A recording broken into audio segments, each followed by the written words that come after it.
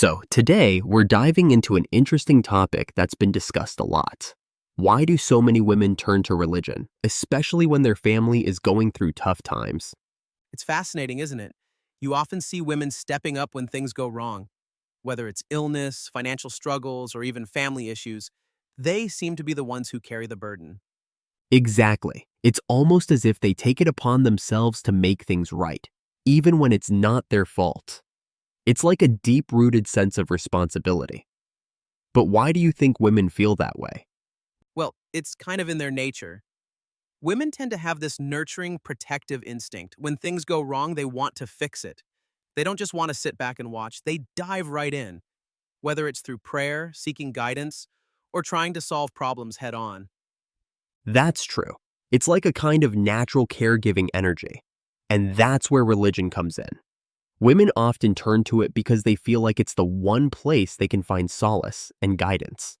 They pour so much of themselves into it.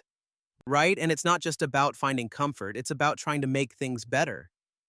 They believe if they offer their support, even in the form of money or donations, it might help their families. It's almost as if they're trying to buy peace or prosperity through faith.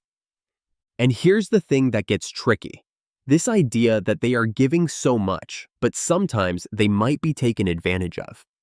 Religion has its own set of dynamics, and sometimes people, especially women, end up losing more than they gain. Exactly. The emotional and financial investments are huge.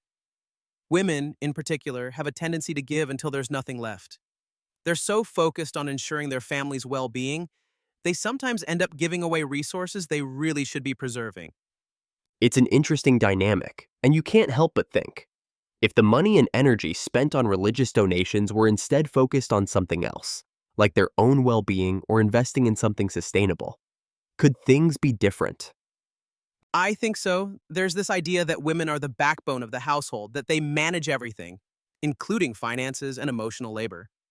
But if they had the right tools, knowledge, and support, they could create a much more stable foundation. It's like what we've been talking about, the lack of proper education or awareness. Women are expected to be the emotional and financial pillars of the family, yet they're often not given the resources or knowledge to manage these roles effectively. That's the big issue, isn't it? Without education and support, it's easy to fall into these patterns. Women are conditioned to believe they must give and sacrifice, often leading to them being exploited, especially in religious settings where they're asked to give more and more. Exactly. And the sad part is that some of them don't even realize how deep this goes until they're completely drained. When you give too much of yourself, emotionally, physically, or financially, it's hard to bounce back. That's why it's so important for women to start breaking this cycle. They need to understand that their value doesn't just lie in how much they give, but in how they take care of themselves too. It's all about balance. Yeah, balance is key. If women can learn how to manage their own needs and resources, they can be so much more effective in helping their families and communities. They're not just caretakers, they're leaders, and they deserve the support to lead in a way that's sustainable. Absolutely. And we need to change the narrative. Religion, family, and society should support women in doing more than just giving. They should be empowered to make choices that benefit them, their families, and society as a whole. Exactly. And the future could look bright if women are given the tools to make those choices. When women rise up with knowledge and awareness, that's when true change happens. Agreed.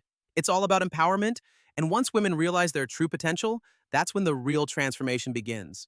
Society will follow their lead, and it could shift towards something much healthier and more balanced.